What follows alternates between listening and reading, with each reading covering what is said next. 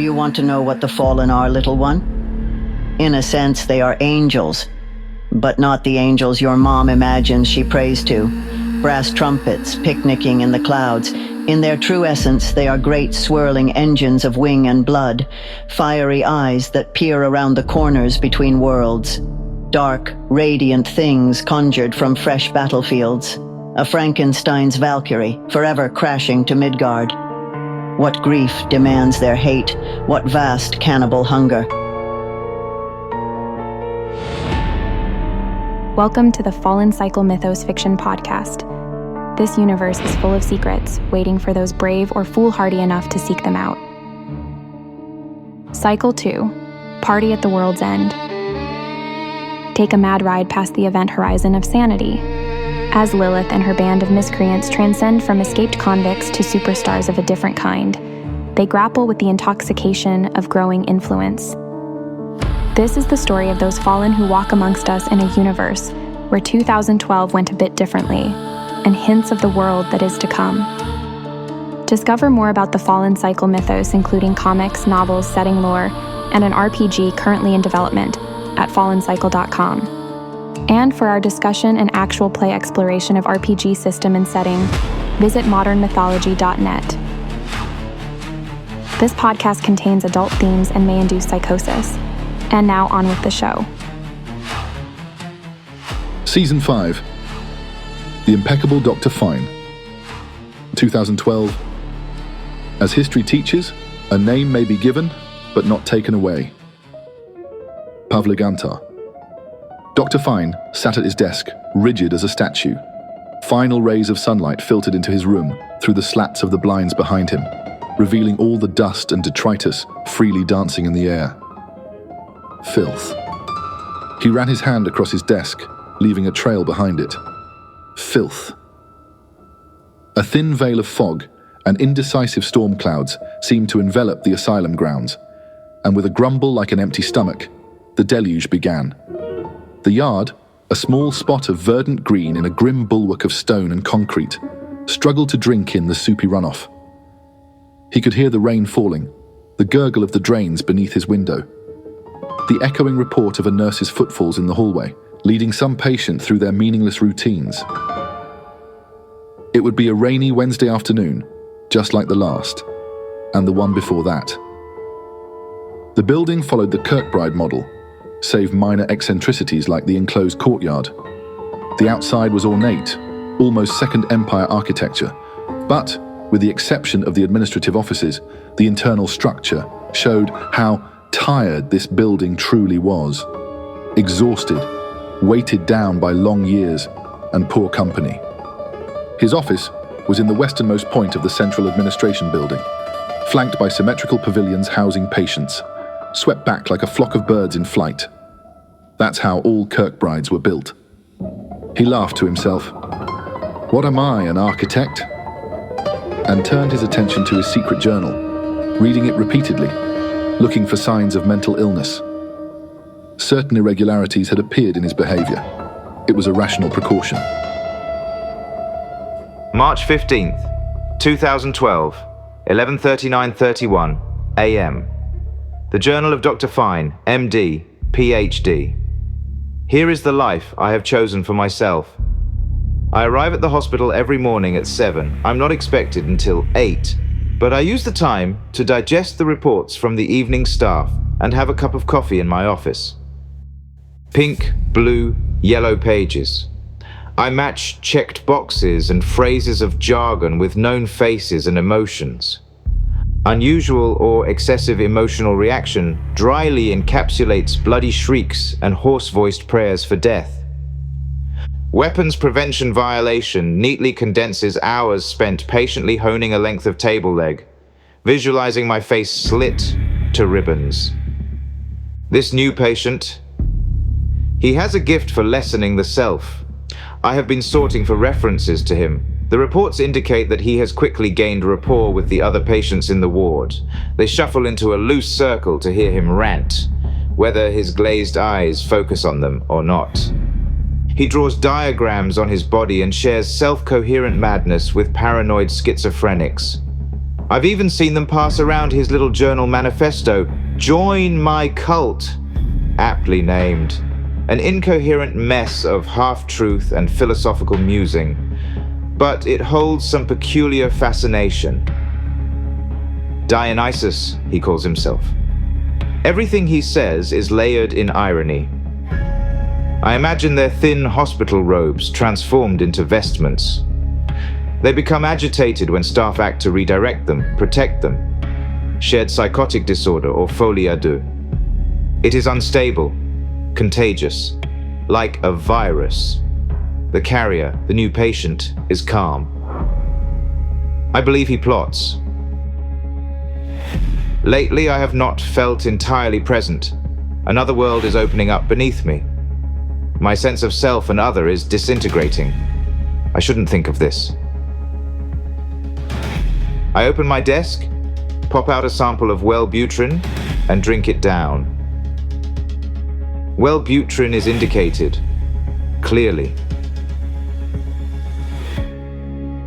20 minutes had passed since the clock on his desk showed 12 o'clock. The next patient arrived soon. Dr. Fein pulled out the patient's manila file and opened it. He rearranged his features to be pleasantly interested and engaging. This one was yet another doe, though she had been using Meredith in recent evaluations. Caucasian intersexed, whereas the other, in their little cabal, was trans. Height 6 feet, 4½ inches tall. Age unknown, but estimated to be late 20s.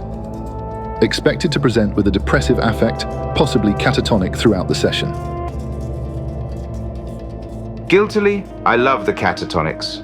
I gaze and sit with them in silence. Sometimes I use them as a blank-affected analyst and babble for the few minutes we have together each week. This frees me for a time, yet leaves a thin patina of shame. He flipped through her file without reading any of it, his brow furrowed, posture enwrapped. I present deeply in thought, concerned, silently strong. I wait for Ms. Smith. Another minute and a knock. She shuffled in, braced by orderlies, and sat. She matched type initially, slumped, immobile across the desk. The desk is a metal barrier. It is too heavy to move easily, and long enough to provide him with something to run around until orderlies can restrain an agitated patient. Her hair was straggling, long. It was unbelievably long, because she attacked anyone who came near it. Her robe, constantly worn open, in mockery of the mockery our system makes of her. Clothing, wrinkled and stained. Staff insisted she stained them deliberately, smearing little impressionist doodles with ketchup and crayon, and occasionally blood. None have ever seen it happen. I make my face still and welcoming.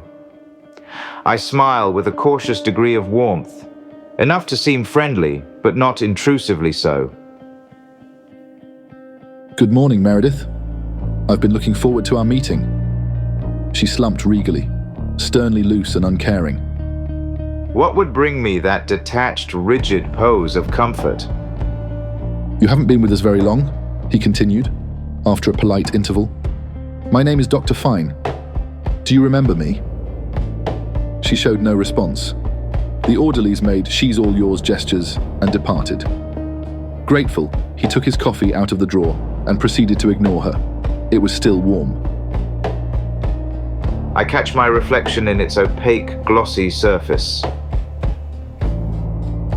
What you're looking at is the cessation of falsehood, she said, and he spat coffee all over her file. Entropic. The surface whirls and turns. The double of your own image shatters in the liquid mirror. You are a fleet of shards. She nods slowly. Only her head has moved. Regaining control, I smile precisely. She caught me by surprise again. Shallow existential problems melt to the demands of skill. I may be sick, but I'm a damn fine psychiatrist. Thank you for that observation, Meredith. I'm not Meredith, I'm Jesus, she said placidly. But her lip curled into a smile. We hear that a lot around here, he said. Figures, she said. She remained silent the rest of the session. The next patient slouched in the doorframe. Orderlies flanked him, but despite their hulking menace, he seemed to strike a casual pose somewhere midway between Shaolin monk and Hunter S. Thompson in his prime. His head shaved, now growing in. A last act of defiance. The orderlies glanced at Dr. Fein in concern, but he waved them off. "Won't you come in?" Dr. Fein asked. He nodded and sat. "What is your name?" "Same as yesterday. Dionysus." "Well, Dionysus Kataktonios, but we don't need to be so formal." "What day is today?" the doctor asked next. "Et tu, Brute?" Dionysus quipped in reply. "Excuse me?" The corners of his mouth darted downward. "It's the Ides of March. That line is apocryphal anyway. Can I ask you a question?" "I don't see why not." On the surface, Dionysus was often all wit and humor, even self-deprecating. But something dark lurked under that surface. Anyone could sense it. A restless hunger. Fein knew he couldn't drop his guard. "What experience gives you the right to be my shaman?" Dionysus asked. Dr. Fein blinked for several moments before replying. "I'm sorry, I'm a psychiatrist, and I'm here to help you, but only if you want it." "All right. Try to follow along with me here. I've been driving myself nuts, trying to figure out why my stomach was in knots last night. Could be repressed childhood trauma, right? Could be the awful food. The meds. It could be the displaced angry spirit of an Igbo tribesman, who, for reasons passing understanding, feels the need to take out his vengeance on my bowels." Dionysus was gesturing rapidly with his hands as he spoke, his enthusiasm building. Plunk. Plunk. Dr. Fein, in his distraction, didn't notice the ripples on the surface of his now highly hallucinogenic coffee. This is the problem with diagnosis, attribution of cause. So many cognitive biases at work. Tell me, what can either of us know? "What are you feeling right now?" Dr. Fein asked, trying for rapport. But it had a forced, rictus quality. "Well, disappointment, mostly. I had a lot of questions about my identity as a kid. Thought I was maybe an alien. I had an imaginary friend who lived in the woods. She was like a nightshade that lived on blood. You know how it is. Normal kid stuff. And I met a man who helped me find myself, find my name. When something has a name, it is real. Without a name, without a true name, we are always uncertain. He was a shaman.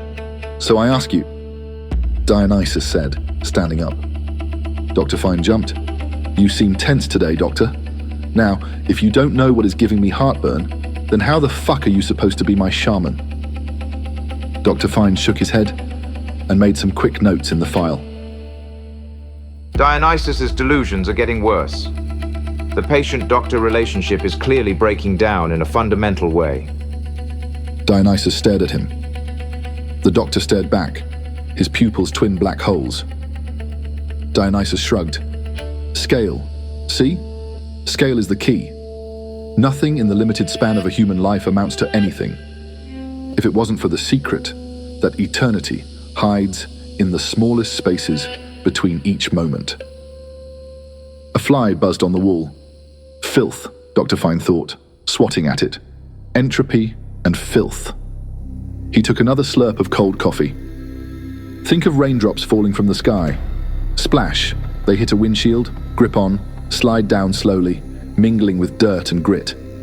Things behave differently at different scales. Subatomic, atomic, molecular. This room here. The fluid and sedimentary dynamics of a riverbed. An ecosystem. A fucking solar system. Galaxies. Scale is a frame of reference. An idea. Much like molecules themselves. The matter that composes this desk is mostly empty space.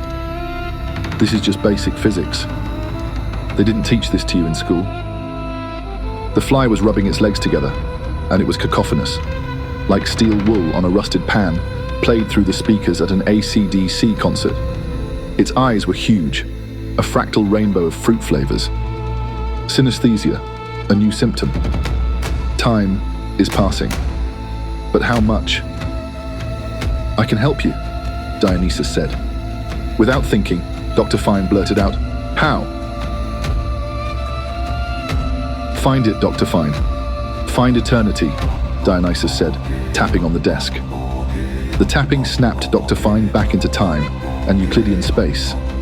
His hands bit down on themselves, curling into tight balls, as if his fingers desired escape from servitude to the almighty hand. "Now!" Dionysus screamed, slamming his fist on the table. Files flew into the air. Containers full of pens and the doctor's remaining coffee toppled end over end, crashing to the floor. Dionysus paused, his arms in the air, waiting for the great reveal. There was none. The doctor stared dully at the droplets of coffee on the ground. "I'm sorry, Doc. You missed it. Maybe next time around. Just pray the Buddhists are right about that. Sorry about the coffee. Have you heard of the Zen stick of encouragement? No. See the way you attain Satori, that's what they call enlightenment, is by sitting. Just fucking sitting. But you need to be constantly jolted into the present so that you can grasp it. Grasp eternity now. It is here or it is nowhere. So the Roshi, the teacher, walks around and whacks students with a stick. The stick of encouragement. They locked gazes. A rivulet of sweat dripped down Dr. Fein's nose. There is only one way to really show you. Dionysus grabbed a pen and drove it into Dr. Fein's forearm. It stuck out like a mini erection, a big priapus, spurting blood instead of semen. The doctor screamed and flailed. "Breathe, Dr. Fein. You are alive. Help, get in here." Dr. Fein gasped. Two orderlies burst into the room and grabbed Dionysus so forcefully that the chair beneath him spun and crashed to the floor. He offered no resistance, but looked at Dr. Fein with concern. "You tell me I need to be cured, but you've got serious issues, my friend. I think you should talk to somebody." The orderlies slammed a syringe into Dionysus's neck. The world, an Aristotelian universe of clockwork, slowed down and unspooled itself. Gears and glass clattered and crashed around him. His eyes fluttered closed as he was carried through the door. A last thought stuck in his mind. Before darkness, Janus was the god of doorways. The ambivalent hermaphrodite, a passageway to dream. He was carried unceremoniously to his shared cell. His roommate, Cody, sat in his own bunk, strumming on an imaginary guitar. "Trouble again?" Cody asked, not looking up. The orderlies grunted as they shackled Dionysus to the bed. "That's not code, you know," Cody said. They glared at him, as if to ask if he wanted to be tied down too. Cody shrugged and went back to mentally transmuting the melody of Seal's Kiss from a Rose through the circle of fifths. Dr. Fein was rushed through corridors, strapped to a gurney. Cables dangled and flapped against him. They were filling me with their fluids. "Catatonia," one of the nurses said. "Damn shame," said another. He knew he would be fine. He was the one in control. Everything in his manner, voice, his surface thoughts all screamed, "This man knows." He was integrated, wise, with a sturdy grasp on the here and now. He understood everything, standing on the shoulders of rational giants and the scientific method born from the Great Enlightenment. He knew who he was, where he was, when he was, and why. He knew when yesterday was, when tomorrow will be. Things fall down, but the center holds. The center holds. The center holds. The feeling lasted until he opened his mouth to speak the truth, to let the nurses know that everything was okay. Instead, he gagged, jackknife vomiting in a steep, sour arc. He knew he'd been there before. He'll be there tomorrow. Be here, be here. Oh God. No escape from eternity. No escape from uncertainty. Anything, anything, anything but this. Wouldn't you feel less incurably mad after a nice long nap? He thought he heard a nurse say. He tasted vomit and smiled at her. tried to make a joke and bear down on his gorge. But all the words had turned to grease and coated his tongue black. Go to sleep, doctor. Rock-a-bye, fine man, on the wave front. The nurse leaned in and opened her mouth, wide. Stretch marks formed at the hinges of her jaw before the skin tore with a running wet zip. And she was growing, looming over the table, rows of sharp teeth sprouting with muted pops from a gummy pink palate. She grabbed his bed as if it was a dinner plate and tilted it up, the hospital machinery sliding into her wet maw with cracks and crashes. "You're not real," he shrieked. "None of this is real." "Then there's nothing to lose. Hop in," she smiled. Nothing. Nothing except dying, alone and quite mad. Dionysus tossed in his bunk, his hands latched in place. Sharp, tawny blades of wheat parted and gave way to a stone path, which wound its way through picturesque hills. The sound of creaking chains rolled towards him with the fog. Atop the hills stood the outline of dangling figures, swaying in the wind like marionettes. Beyond the macabre forms lay a village. Those who watched over the village must have seen it fit to hang deviants from iron chains on a stone gallows. Tongues cut out meant watch your own. Eyes gouged out meant mind your business. Hands removed with a splitting maul meant no begging, idling, or street busking. The village itself couldn't be placed in time or by culture. Each house varied too widely in construction, placement, and class, though overall it was a pastiche of peasantry throughout time. In these buildings, he believed he could see an untold history of the rise and fall of civilizations, of the sleepy forgetfulness that greets the passage of all ages. A stone maze, which seemed the handiwork of some long-lost people, receded into a whirling fog. The immensity of its whirls and turns was beyond calculation, but even at this distance it appeared crumbling, at places having lost its structure altogether. He stumbled through the field, not yet aware of himself. The familiar sound of a girl's laughter danced on the wind. Then he saw her. Eyes sparkled and shifted colors as he gawked and fell in love. Each of her gestures had the slow motion, natural grace of a high-quality shampoo ad. It was her eyes he kept returning to. Impossibly huge, self-contained worlds. Dream eyes. Every longing he'd ever had was distilled in the form of her face, framed by thick braids of crimson hair. He wanted to clutch them with both hands as they made endless love in the field, distracted by nothing, serenaded by the whispering of wind through the wheat and the crickets. She wore a summer dress of red cotton that fit her like a nightgown, and as she laughed, a strap worked free from her shoulder, stopping his heart. "Do you think we can fly?" she asked. He grinned and took a step. "It seems reasonable. I'm dreaming, right? We're dreaming. Are we? Isn't it obvious? Fields of wheat, a cobblestone maze, an eternally receding village that exists outside of time. And you." "Me?" she asked, resetting the strap on her shoulder. "Where do you think I fit in?" He racked his brain for poetry to steal, but found nothing. "You're the dream." She swayed minutely towards him and smiled. His heart came in his ribs. "You're almost right." "Almost?" She glided up and around him, breathing so close to his ear that he felt himself fainting. "I'm bait," she whispered, ducking his encircling arms. She sprinted, naked, into the wheat. He stood frozen, holding her red dress in his hands. Without so much as a thought, Dionysus followed. The wheat blotted out the sky. Broad, brittle leaves cut him as he dove through rows of it, chasing a giggle, a flash of her taut calf, a breath of musk.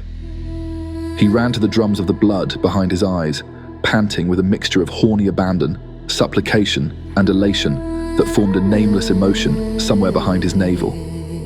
He tore his clothes as he thudded through the stalks, toppling them. Their stems popped gunshots under his feet. He remembered her question. "Do you think we can fly?" she had asked. "Can we?"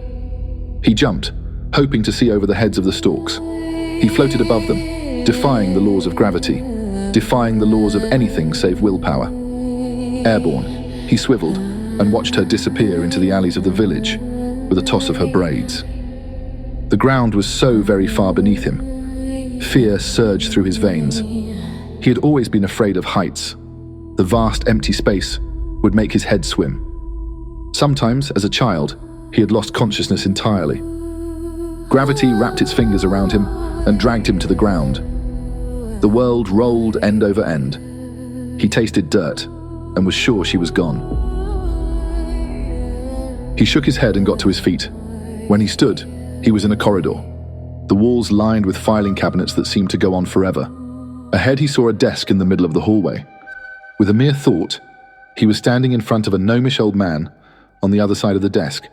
The name tag on his ill-fitting suit read, "File Clerk, a 743G1. All caps, black type, probably Helvetica. The clerk's arms were unnaturally long and spindly. His eyebrows were cloud-like wisps. A girl in an Alice in Wonderland dress sat on the corner, bouncing her legs back and forth as she hummed to herself. "Young man, do you have an appointment?" "Appointment? You must have an appointment." "I was following someone. Did a woman run this way?" "There is nothing here but words." The girl looked askance at Dionysus. "She went that way." Dionysus turned to pursue. "Or no. Maybe it was that way." She giggled. "Are you messing with me? I haven't even started." The file clerk leaned forward, motioning for Dionysus to come closer. "Listen to me, and listen carefully. You don't belong here, and bad things happen to those who don't belong. The walls taste your breathing. The floor ponders your warmth. This is not a wear at all," he whispered. Indeed, the walls breathed with a regular rhythm, bulging and hissing like a living thing. Machines dwelled in that sound too, behind the filing cabinets. A living world of clanking cogs and wheels, whistles and steam bellows. "Your kind should go no further. It is safe neither for you nor them." He didn't understand. "You mustn't tell him such horrible things," the child said. "You are in the belly of a sleeping whale," the file clerk said. A cabinet flew open of its own accord, extending the entire distance to the desk. A single piece of paper shot out and danced down before him. "Now you've done it," the girl clapped playfully. "Your appointment has been confirmed." "My appointment?" The file clerk shrugged. The lights went out, one at a time. Dionysus was left in darkness. Light returned in the form of the sun, dancing out from behind the clouds. His shadow grew long and thin as he crossed a schoolyard, past a broken merry-go-round that tilted off its axis, a skeletal jungle gym, an empty swing set. The scent of opium flooded his nostrils as he approached a sheet metal slide. A girl was perched atop, hands clasped around her knees. She peered down at him with an eerie intensity. They were not the eyes of a child, something ageless and incalculably cunning. A slight shudder passed through his spine as the odor became more pronounced, and it dawned on him. This was the girl he was chasing, though she was younger now, and her features had changed somewhat. But somehow, he knew she was the same. She wordlessly extended her hand toward him, and he stretched his arm to clasp it. As she slid down, her red locks and sundress billowed behind her. "Pick me up," she demanded, brushing sand off her bottom. He felt deeply uncomfortable, but found himself strangely compelled to do what she asked. "Over there," she said, motioning towards a gulag-like school building, reminiscent of the high school he had attended. Foreboding followed him as he cut a path across the lawn, cradling her in his arms. Something was very wrong. The door creaked open, and he walked cautiously down the hallway. "This room, over there. Room 49. As he approached the door, her lips found his earlobe and bit down sharply, just hard enough for it to draw blood. He let go and spun. She was gone.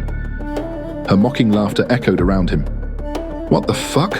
he exclaimed, feeling a bit like a mouse being played with by a cat. He was standing alone in an old classroom. There was a dust-coated chalkboard in the front of the room. "I have always been here," a trio of voices said. It was the voice of the girl he had seen in the field, delivered by a chorus. "Hello?" he asked, looking behind desks. The door to the classroom opened and 3 women entered. 3 distinct iterations of the same woman, the same force. One was younger, with spiked hair. A striped skirt clung to her hips, and a sticker and patch-plastered bag slung over one shoulder. Another came behind her, this one in her late 20s and dressed like a rock star, on her way down the red carpet at an event. That shampoo-ad hair. And there was another, the eldest, potent, naked, and utterly terrifying. "Who are you?" he managed to ask. The elder one spoke first. "We've met and parted," spoke another. "And met again," said the third. "We have?" They seemed to regard him with amusement. The eldest grabbed him, as another dropped to her knees in front of him. Her bag slipped off her shoulder. She gave him a long look before yanking down his pants with a tug. He stammered a bunch of gibberish. She bit her lip impatiently and glanced back at the other 2. His body reacted despite his fear, as she locked gazes with him, her mouth opening expectantly. The others tittered and circled slowly, watching herself. He heard the familiar sound of chalk scraping against the blackboard, but he was too distracted to look. "This one seems different than the others," one said to another. Her voice drifted to him from behind as he watched her head bob back and forth. He felt vulnerable, completely knocked off guard. He seems a fool like all the rest. "Sure, but I think we know him. He's one of the others. One of the 12. "A fool like all the rest," she repeated. She ripped off his shirt, planted her hands on his chest, and shoved. She smiled wickedly as his head slammed against the linoleum tile. They were all over him. Her mouth tasted of berries and loamy wine. The taste flowed into him as one of them, he couldn't even tell which, rode him ferociously. Meanwhile, they whispered high weirdness in his ears, though he was scarcely paying attention to the words. He felt the sting of fingernails ripping into his flesh with each slick thrust as he moaned into the mouth of another. Then quite suddenly, the eldest wrapped her hands around the throat of her younger self astride him, staring into his eyes all the while. She grinned, before wrenching that head to the side, snapping the spine with a wet pop. The body reflexively convulsed and flexed around him as he screamed in horrified shock. But then, the strangest thing happened. Her form turned to vapor. At the same time, silver strands began drooping from the mouths of the other 2, and they quickly weaved this liquid moonlight about themselves like spiders building a nest. And he was lying alone on the floor of an abandoned school, his pants around his ankles, surrounded by milky, fibrous eggs about the size of a girl curled in fetal position. He read what she had written on the board. "The dreamer is still asleep. Wake up."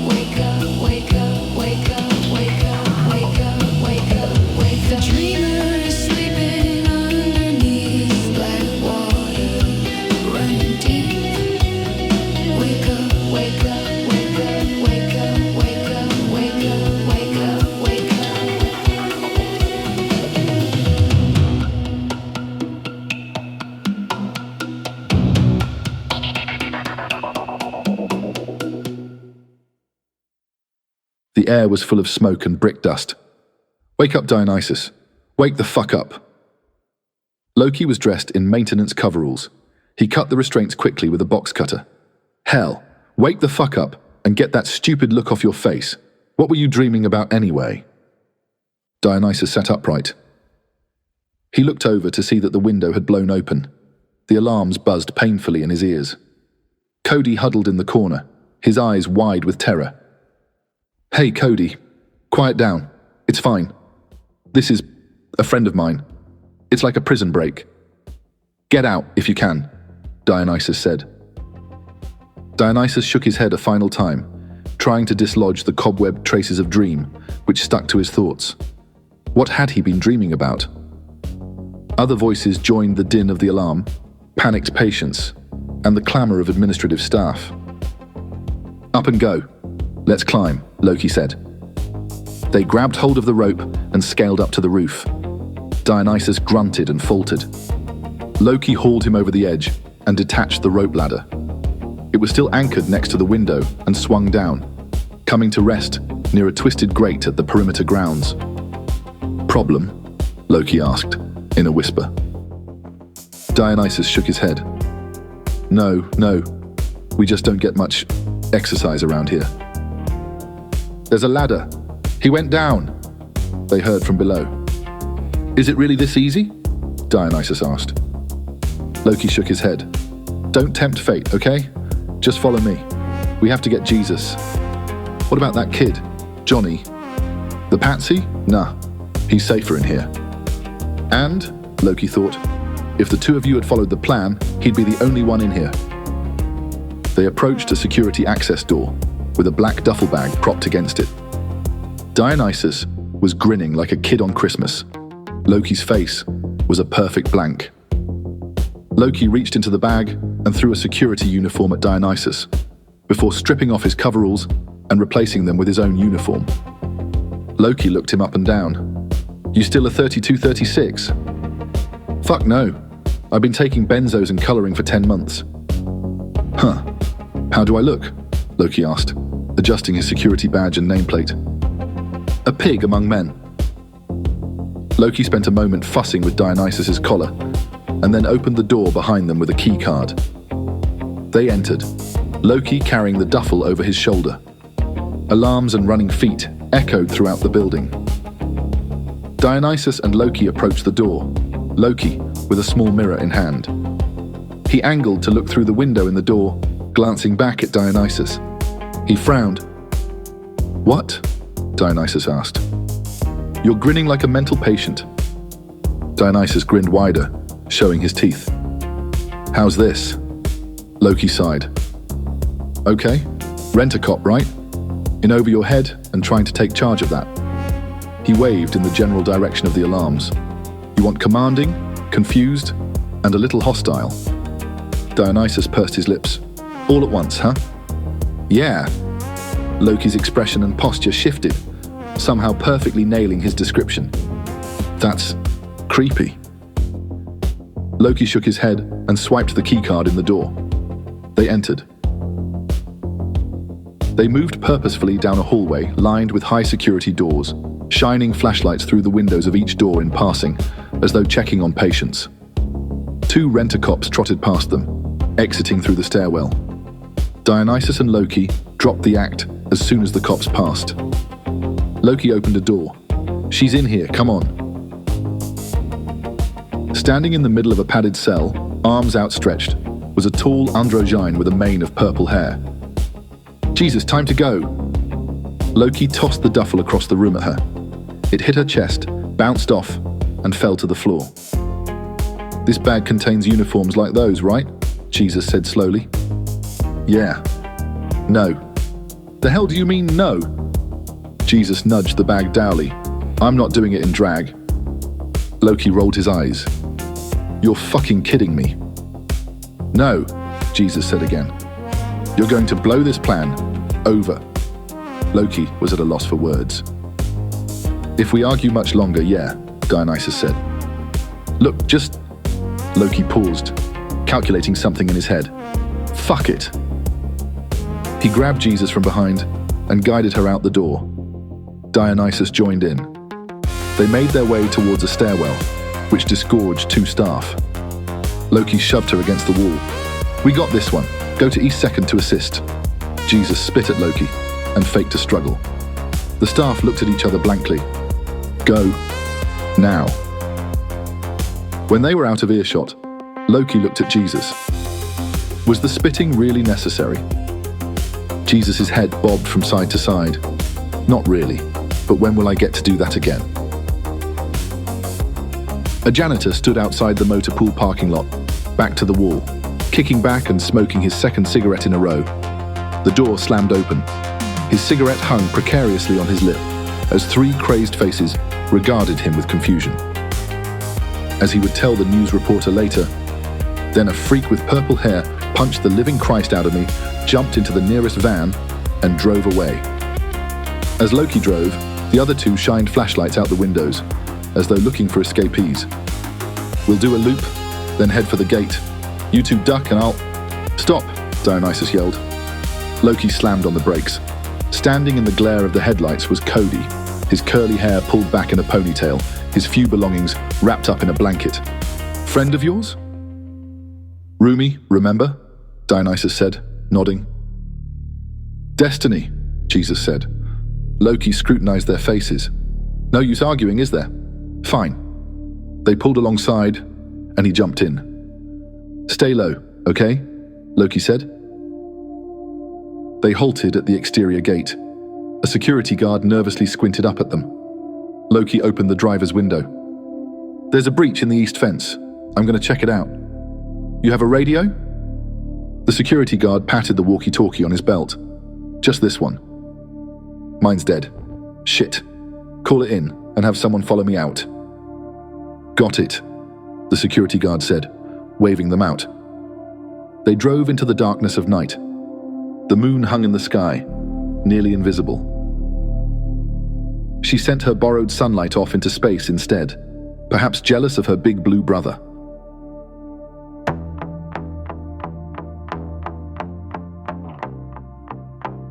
You have been listening to the Fallen Cycle Mythos podcast.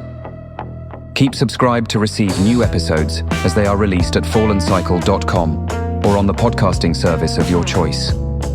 Party at the World's End was written by James Curcio. Thanks to J.F. Stackhouse and Nate Samsel for collaborating on early drafts of this story.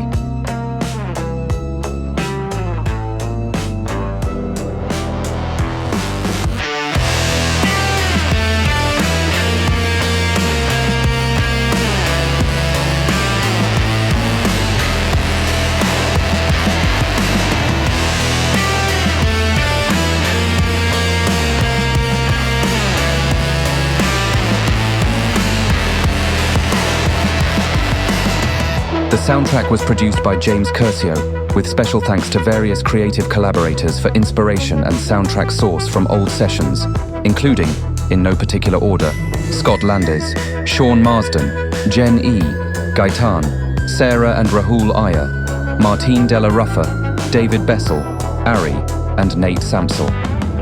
Cut the Sky's Throat, an album selected from this feature's soundtrack, is free to stream and will be available on Bandcamp. Music by Lilith, Dionysus, Cody, Jesus, and Ariadne.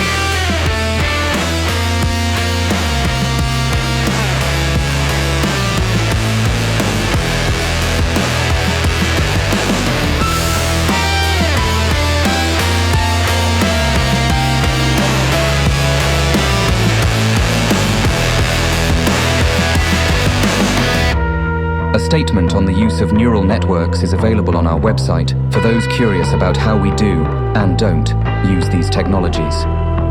This podcast is Creative Commons 3.0, Attribution, Share and Share Alike, Non-Commercial Use.